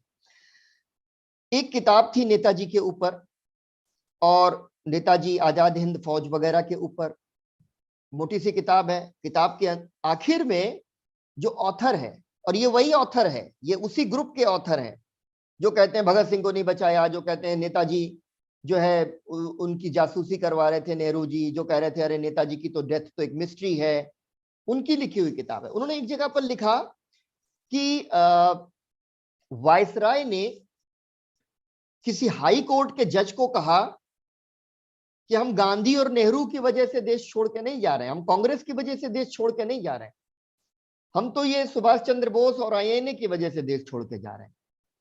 तो मुझे बड़ी क्यूरियोसिटी हुई कि ये वायसराय ने किससे कहा, तो मैं उसके रेफरेंस पे चला गया। उन्होंने इतिहास में जब भी हिस्ट्री में कुछ लिखा जाता है तो उसका एक रेफरेंस दिया जाता है कि ये कहां से हमने ये बात कहां से उठाई है। तो मैं वहां पहुंचा और उस रेफरेंसिंग में मैंने देखा कि उन्होंने एक ऑनलाइन रेफरेंस दिया हुआ था और उस रेफरेंस का नाम था www.1414gam.com। तो मुझे बड़ा आश्चर्य हुआ कि ये क्या है, www.14gam.com, इसका क्या कोई अर्थ तो निकलता नहीं, कोई मतलब तो बनता नहीं है, ये क्या है। फिर मैं गया, मैंने उस वेबसाइट को क्लिक किया, वो प्योर प्रोपेगेंडा वेबसाइट थी, वहां भी कोई रेफरेंस नहीं। इसी तरीके का एक आर्टिकल विदाउट रेफरेंस वहां पर लिख दिया गया और उसको एक सीरियस किताब के अंदर ला करके उन्होंने, लेखक महोदय ने डाल दिया। इससे क्या पता चलता है कि इनके पास सोर्सेज नहीं है, इनके पास हिस्टोरिकल जो है ना बैकअप नहीं है। ये क्या है? प्रोपेगेंडा है। और उस प्रोपेगेंडा को बड़ी चालाकी से किताबों में, सोशल मीडिया में, ठीक है ना, सोशल मीडिया के डिफरेंट हैंडल्स में, डिफरेंट मीडियम्स के थ्रू लोगों के दिमाग में डाल दिया गया है। मैं इतिहास पढ़ता हूँ, कम से कम मैं 23 साल से इतिहास पढ़ रहा हूँ और पिछले 7 साल से पढ़ा भी रहा हूँ। मुझे पता है कि इतिहास लिखा कैसे जाता है, इतिहास पर कैसे बात करनी चाहिए। लेकिन आम लोग जो हैं वो ऐसे नहीं सोचते। वो तो एक कहानी पढ़ते हैं और वो कहानी अगर उनको बार बार हिट करती है तो फिर वो उसको सच मान लेते हैं। आप देखिए ये चीज चलती कैसे, ये मैं क्यों कह रहा बार बार हिट कर रहा। सोशल मीडिया के थ्रू आपको जो मैसेज व्हाट्सएप आएगा लगभग उसी नेचर का कि न्यूज आपको दिखाई जा रही होगी मेन स्ट्रीम मीडिया चैनल्स के ऊपर, तो आपको लगेगा अरे हो सकता है कि व्हाट्सएप का मैसेज झूठ हो, लेकिन ये टीवी में बता रहे हैं ये तो सच होगा। और जो टीवी में आप पढ़ रहे हैं हो सकता है आपको कोई आर्टिकल में पढ़ने को मिल जाए तो आपको लगेगा अच्छा तब तो इसका मतलब है ये सच ही है। ठीक है, तो एक प्रोपेगेंडा मशीनरी काम कर रही है जो अलग अलग तरीकों से आपको झूठ और अफवाह आप तक पहुंचाती रहती है, और वो जितना स्ट्राइक करता है दिमाग पे उतना ज्यादा वो कंक्रीटाइज हो जाता है कि हाँ भाई ये सच था। तो मैं ऐसे सवालों के जवाब देते समय हमेशा मुझे यही लगता है कि इनका जवाब देना बहुत कठिन है। केवल ये किया जा सकता है कि आप ये समझ लें कि इसके पीछे का डिजाइन क्या है, इसके पीछे की योजना क्या है, और तब आपको समझ में आ जाएगा कि दरअसल ये सारी चीजें एक बहुत बड़े अफवाह तंत्र का हिस्सा है। सर मैं तो मेरी 8th की हिस्ट्री बुक में ये इंफॉर्मेशन दी हुई है कि गांधी जी ब्रिटिश के टाइम पे बुकिश नॉलेज पे बिलीव नहीं करते थे। सो इसका रीजन क्या होगा कि वो लाइक गुरुकुल में बिलीव करते थे ज्यादातर। क्या करते थे वो? सर मेरी बुक में मेंशन है कि जब गांधी जी जब ब्रिटिश में थे, लाइक ब्रिटिश टाइम पे थे, गांधी जी बुकिश नॉलेज में बिलीव नहीं करते थे। वो ज्यादातर पाठशाला या गुरुकुल पे बिलीव करते थे। तो सर इसका रीजन क्या होगा कि बुकिश नॉलेज में ऐसा है क्या, क्योंकि बुकिश नॉलेज से आज हमें इतनी इंफॉर्मेशन नहीं मिलती है। देखो बेटा, ये जिस किताब में है, मुझे नहीं पता किस किताब में है, आप मुझे बताओ तो मैं उस किताब को चैलेंज कर सकता हूँ। इसलिए चैलेंज कर सकता हूँ क्योंकि गांधी जी बहुत स्टूडियस थे। एक बार 2 साल के अंदर वो जेल में थे। लगभग गांधी जी 9 बार अफ्रीका में और 10 बार के करीब यहाँ पर उनको अरेस्ट किया गया। लगभग 6.5 साल जेल में रहे। तो एक बार 2 साल वो जेल में थे और 2 साल के दौरान उन्होंने 150 किताबें पढ़ डाली थी। तो जहां तक मुझे पता है कि गांधी जी बहुत स्टूडियस थे। और अगर जो गांधी जी के जो उनके क्लोज कंटेम्पररीज हैं या उनके जो साथी हैं, उनके अगर आप मेमोयर्स पढ़ेंगे, खुद गांधी जी के अगर आप मेमोयर्स पढ़ेंगे और उनकी ऑटोबायोग्राफी पढ़ेंगे, collected words of Mahatma Gandhi में आपको उतना अंदाजा नहीं लगता है। लेकिन अगर आप देखिए कि महादेव देसाई के साथ उनके एक सेक्रेटरी हुआ करते थे जिनको वो 5वां बेटा कहते थे अपना, ठीक है ना, उनके साथ आप उनका कॉन्वर्सेशन पढ़ेंगे, वो दुनिया भर की किताबों के बारे में बात करते थे। वो इंग्लिश लिटरेचर पर, इंग्लिश पोएट्री पर भी बात कर रहे होते थे, वो फिलॉसफी पर भी बात कर रहे थे, वो ह्यूमन साइकोलॉजी पर भी बात करते थे। मतलब आप गांधी जी कितनी तरह की, कितनी वैरायटी की किताबों को पढ़ रहे होते हैं। उनकी अगर एक रीडिंग लिस्ट, और कई लोगों ने कोशिश भी किया कि गांधी जी ने अपनी जिंदगी में क्या क्या पढ़ा उसकी लिस्ट बनाई जाए, इतनी एक्सटेंसिव और इतनी डाइवर्स लिस्ट है। तो गांधी जी तो पढ़ ही रहे हैं। मतलब गांधी जी तो अपनी जिंदगी के आखिरी दिनों में भी नई चीजें सीखने के लिए बहुत लालायित हैं। जैसे मैं आपको बताऊं कि गांधी जी पहली बार जो सोशलिस्ट लिटरेचर है वो क्विट इंडिया मूवमेंट के बाद जब वो जेल गए हैं तब उन्होंने पढ़ना शुरू किया। और ये डॉक्टर लोहिया और जयप्रकाश नारायण, ये सारे सोशलिस्ट उनको किताबें भेजते थे और वो पढ़ते थे और सोचते थे। तो ये एक बात है कि मैं इसको बिल्कुल जो है ना, मैं कहूंगा कि मैं इसको रिफ्यूट भी नहीं करूं, मैं तो इसको रिडिक्यूल कर दूंगा कि गांधी जी बुकिश नॉलेज में यकीन नहीं करते। गांधी जी का ये मानना था कि जो है deeds are more powerful than words. आप जो काम करते हो उनका मैसेज ज्यादा पावरफुल होता है जो आप बात करते हो उसके तुलना में। तो इस नाते आप कह सकते हो कि गांधी जी काम करने में यकीन करते थे और इसी वजह से वो एग्जाम्पल भी सेट करते थे। जैसे मैं एक बड़ी अच्छी सी स्टोरी सुनाऊं आपको कि एक महिला है, गांधी जी रोज बहुत लोगों से मिलते थे। तो एक औरत है अपने बेटे को लेकर आई है और वो कहती है कि इसके दांत खराब हो गए और ये गुड़ बहुत खाता है, मीठा बहुत खाता है, तो आप इसको मना कर दीजिए कि गुड़ ना खाए। तो गांधी जी कहते हैं कि ठीक है मना कर दूंगा, 7 दिन के बाद लेकर के आना। तो जब वो 7 दिन के बाद आती है तो गांधी जी उसको समझाते हैं बच्चे को कि बेटा ज्यादा गुड़ मत खाया करो, नुकसान करता है। तो उसने कहा कि यही बात आप 7 दिन पहले कह देते।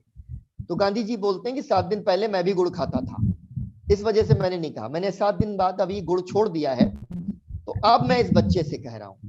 तो कहने को अगर मतलब वो जो वर्ड्स का मसला होता है कि ठीक है कि वो प्रीचिंग का है, गांधी जी 7 दिन पहले अगर उसको कह देते कि हाँ ऐसा करो, तब तो ये बात हो जाती कि ठीक है हम कहते कुछ और है करते कुछ और है। गांधी जी जो कहते हैं वो करते हैं और जो करते हैं वही कहते हैं। तो इस सेंस में आप जो है समझ सकते हैं कि वो ज्यादा बुकिश नहीं थे, वो ज्यादा प्रीची नहीं थे, वो अपने कर्म से ये सिद्ध करना चाहते थे कि मैं क्या सोचता हूं।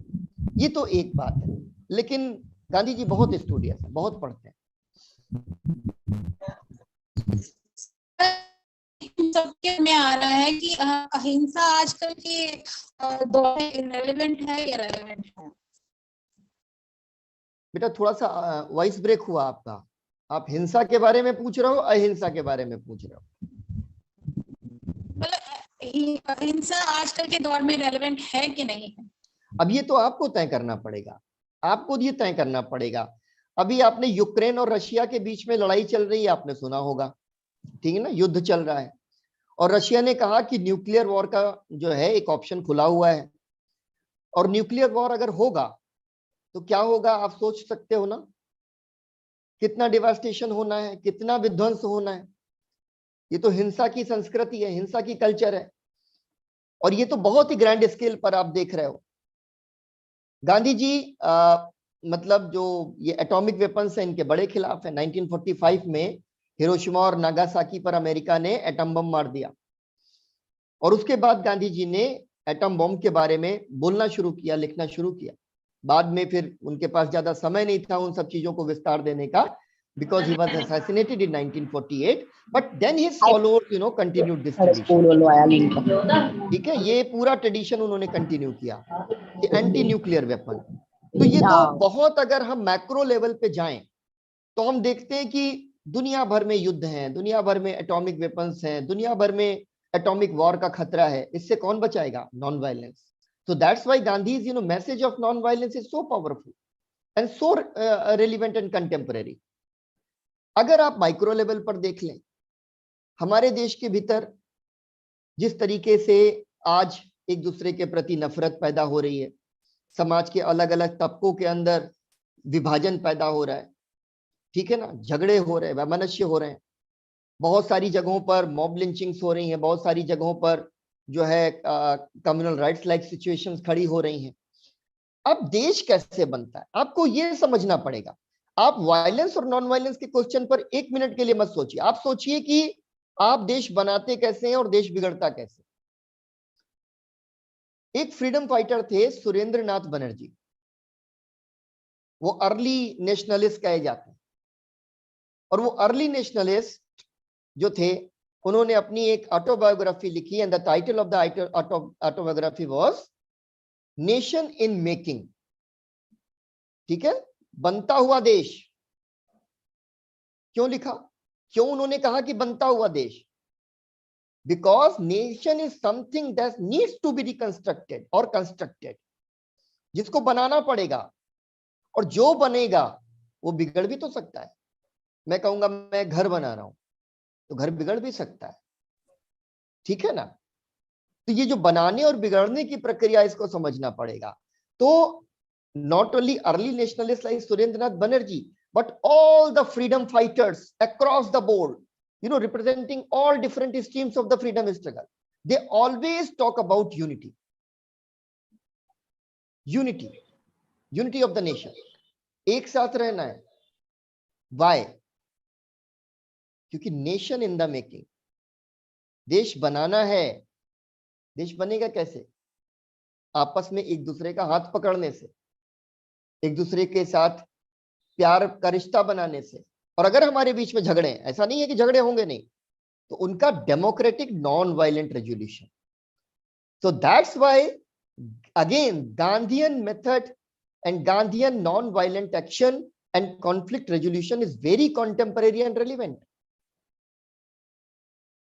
अगर हम हर चीज पर झगड़े करने बैठ जाएं, और that is in a hugely diverse country, कितना डाइवर्सिटी है, मतलब आप देखोगे कि हम अगर ऐसे कहें हिंदू मुस्लिम सिख ईसाई, ठीक है, तो आपको लगेगा ठीक है हिंदू मुस्लिम सिख ईसाई पारसी यहूदी जोरास्ट्रियंस ये वो, even the remotest minorities of India.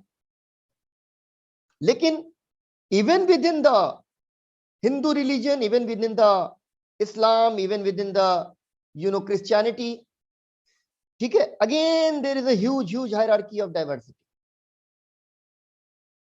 बहुत तरीके के. अब इनमें सब में आपस में झगड़े होने लगे तो क्या हो जाएगा, सिविल वॉर लाइक सिचुएशन बनेगी.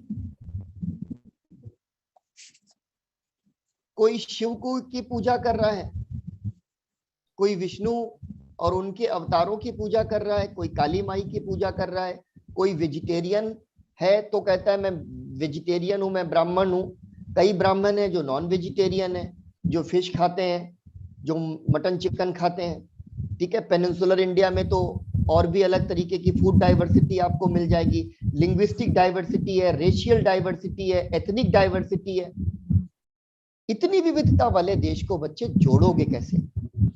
प्यार से, अहिंसा से. सवाल यहां पर है कि गांधी की रेलेवेंस भूल जाओ, देश बनेगा कैसे ये याद रखना है. झगड़ों से देश नहीं बन सकता. आप जिस क्लास में पढ़ते होगे उस क्लास में डिफरेंट रिलीजन के बच्चे होंगे, डिफरेंट कास्ट के होंगे, डिफरेंट रीजन के होंगे, और हो सकता है कि अगर आप दिल्ली के हो तो डिफरेंट लिंग्विस्टिक बैकग्राउंड्स के भी बच्चे होंगे. उनको जोड़ता कौन है कि हम एक क्लास है, हम एक स्कूल के अंदर हम फलाने स्टैंडर्ड का क्लास है.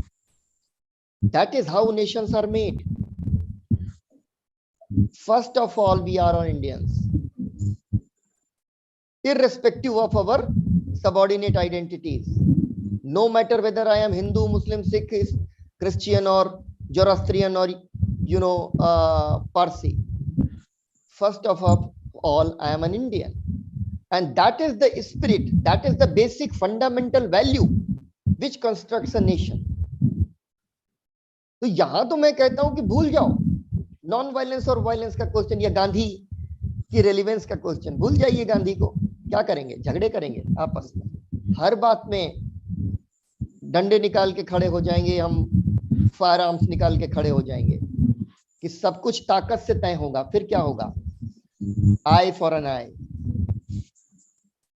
इतने बड़े देश को नहीं. और क्यों? I tell you, and that is a very important point I am going to tell you. India is a very peculiar nation in the world, and that is perhaps the only nation in the world that is too diverse to behold. Europe में भी कहीं नहीं है, पूरी दुनिया में हिंदुस्तान जैसा देश नहीं है. यूरोप आज क्यों परेशान है? यूरोप इसलिए परेशान है क्योंकि जो एक्सपेरिमेंट इंडिया की फ्रीडम स्ट्रगल ने किया, और 1947 when we became independent, and after that, ठीक है, नाउ जो है हम लोग now we are 75 years of age as a nation. जो एक्सपेरिमेंट हमने किया कि इतनी डाइवर्सिटी को होल्ड करना एक देश के तौर पर, यूरोप नहीं कर पाया. फिर उसने कहा यूरो बनाएंगे, यूरो भी फेल हो गया, वो ब्रेग्जिट हो गया उसके साथ. इंग्लैंड ने कहा हम नहीं रहने वाले इसके अंदर.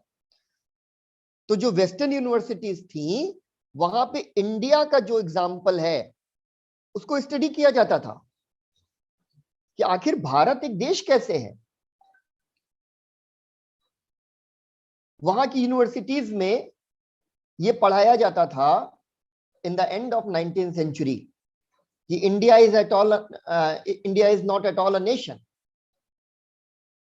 नेशन के बारे में मानते ही नहीं थे. जॉन स्ट्रेची और बहुत सारे ऐसे लोग थे. And when we got independence in 1947, there were speculations in the western world that India would not remain a nation for a very long period of time. It will dissolve very soon. It was apprehended in the West. हर कोई कहता था अरे देश के तौर पे ये रुकेंगे ही नहीं, ये सब टूट जाएंगे. And who broke the country? Who divided the country? Not any individual, but a tendency, that is communalism. Communalism क्या है? सांप्रदायिकता क्या है? हमें बांटती है. बांटने वाली ताकत देश को तोड़ देती है. That we saw in 1947. देश को तोड़ देती है. मुस्लिम कम्युनलिज्म ने तोड़ दिया. और जोड़ने की ताकत है नेशनलिज्म. तो our nationalism is inclusive. It is a binding force जो हमको एक साथ रखता है, इकट्ठा रखता है. तो नॉन वायलेंस की इंपॉर्टेंस इंडिया के लिए तो शायद दुनिया में सबसे ज्यादा है, मैं कहूंगा. हो सकता है कि बाकी दुनिया आपस में लड़ भी ले, हम तो लड़ेंगे तो हम देश के तौर पर सस्टेन नहीं करेंगे. And I am telling you this kind of thing because I love my country. मैं चाहता हूं मेरा देश बहुत मजबूत होकर के खड़ा हो, इसलिए नॉन वायलेंट होना होगा. इसका मतलब ये नहीं है कि हमें अपनी आर्मी डिसॉल्व कर देनी है, ठीक है ना. इसका मतलब ये है कि हमें एकजुट रहना है, इकट्ठे रहना है, और इंटरनल कॉन्फ्लिक्ट के लिए भी और फिर एक्सटर्नल कॉन्फ्लिक्ट के लिए भी. हमने पोस्ट इंडिपेंडेंट इंडिया में क्या पॉलिसी ली कि हम किसी पे अटैक नहीं करेंगे, सेल्फ डिफेंस करेंगे.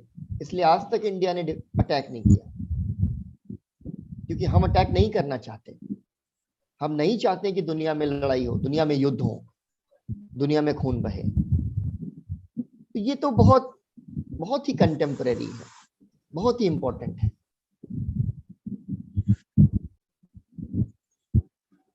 Thank you sir. और कुछ बच्चे जानना चाह रहे हैं कि कुछ रेफरेंस बुक्स हो जो गांधी जी के ऊपर वो पढ़ना चाहें, अगर आप वो बताएंगे और बहुत अच्छा रहेगा. बिल्कुल. सबसे जो बड़ी रेफरेंस बुक है तो वो तो उनकी ऑटोबायोग्राफी है ना. उनकी ऑटोबायोग्राफी जरूर पढ़ें, ठीक है. It is a must read. और उसका नाम क्या है? माय एक्सपेरिमेंट्स विद ट्रूथ, सत्य के मेरे प्रयोग. और ये भी बड़ा इंटरेस्टिंग है. गांधी जी क्या कह रहे हैं कि मैं एक्सपेरिमेंट्स कर रहा हूं, और एक्सपेरिमेंट्स फेल भी हो सकते हैं और सक्सेसफुल भी हो सकते हैं. तो उसका टाइटल ही इतना इंस्पायरिंग है, क्योंकि हम सारे लोग, आप बच्चे, हम बड़े, हर कोई अपनी लाइफ में फेल्योर भी देखते हैं और सक्सेस भी देखते हैं. तो हमेशा ये सोचना चाहिए कि वो एक्सपेरिमेंट था, वो एक्सपेरिमेंट फेल कर गया या वो एक्सपेरिमेंट सक्सेसफुल हो गया, फिर अगला एक्सपेरिमेंट करना है. तो एक तो मस्ट रीड बुक है गांधी जी की ऑटोबायोग्राफी, जो मैं कहूंगा कि आप जरूर पढ़िए, ठीक है. मुझे बहुत आइडिया नहीं है कि किस स्टैंडर्ड के बच्चे ज्यादा हैं, लेकिन अगर कुछ एडवांस बुक्स आपको पढ़नी है गांधी जी के ऊपर, तो फिर मैं एक आपको बिब्लियोग्राफी भी दे सकता हूँ स्टैंडर्ड वाइज, क्लास 6 टू इतना, क्लास 8 टू 10th टू 12. लेकिन दो किताबें जरूर हैं जो मैं अभी आपको बता दूं, वो पढ़ने में सबको बहुत दिलचस्प लगेंगी. एक बुक है एक था मोहन. एक था मोहन, ये बहुत बच्चों को ही केंद्रित करके ये किताब लिखी गई है. सोपान जोशी उसके ऑथर हैं. और दूसरी किताब है बापू की पाती. ये दोनों किताबें अभी बहुत रिसेंटली सोपान जोशी ने बच्चों को टारगेट करके ही लिखी है, ठीक है ना. बहुत छोटे बच्चों के लिए किताबें हैं. क्लास मेरे ख्याल से 6 से 7 तक के बच्चे बड़ी आराम से उस किताब के साथ एंगेज कर सकते हैं. और उससे जो एडवांस पढ़ना चाहते हैं वो गांधी जी की ऑटोबायोग्राफी से शुरू करें. जी सर, थैंक यू. अब मैं तिवारी जी से, हमारे सीनियर वॉलंटियर और रिटायर्ड प्रोफेसर, उनसे रिक्वेस्ट करूंगी कि वे वोट ऑफ थैंक्स करके कंक्लूड करें, क्योंकि हम लोग रनिंग आउट ऑफ टाइम है. और Tiwari ji please. Radhe Mohan Tiwari ji please welcome, please give vote of thanks. बहुत बहुत आभारी हूँ वाजपेयी जी का कि आपने बहुत अच्छे तरीके से, बहुत सरल सहज तरीके से अपनी बात गांधी जी के संबंध में पहुंचाई, और जो कि सिर्फ बच्चों को नहीं, मुझे लगता है हर कोई जो सुन रहा था उसके लिए बड़े दिलचस्प रोचक तरीके से आपने प्रस्तुत की। ये सबको अंदाजा लग ही गया होगा कि आप किस स्तर के विद्वान हैं। अगर दूसरे तरह की चर्चा होती तो आप दूसरे तरह की बात करते, क्योंकि आपको पता था आप बच्चों से बात कर रहे हैं, तो आपने उसी तरह से आके बच्चों से बहुत अच्छी तरह से बात की। आपने हमारा अनुरोध स्वीकार किया, आपके लिए हम बहुत बहुत आभारी हैं। बहुत बहुत धन्यवाद। बहुत बहुत धन्यवाद सर आपका।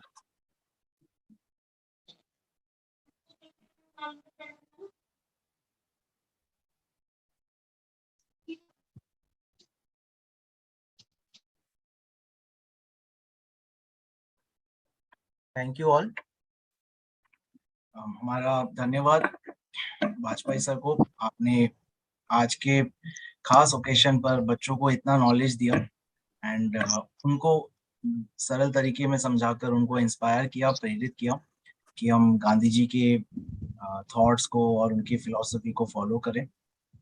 सो with this we thank you and we come to the thank you so much. Conclusion. Sir अभी कुछ अधूरा सा लगता है, अब हम फिर आपको कभी बुलाएंगे सर। अरे बहुत बहुत शुक्रिया आपका, बहुत बहुत जी, शुक्रिया। Thank you sir. Thank you so much for joining us.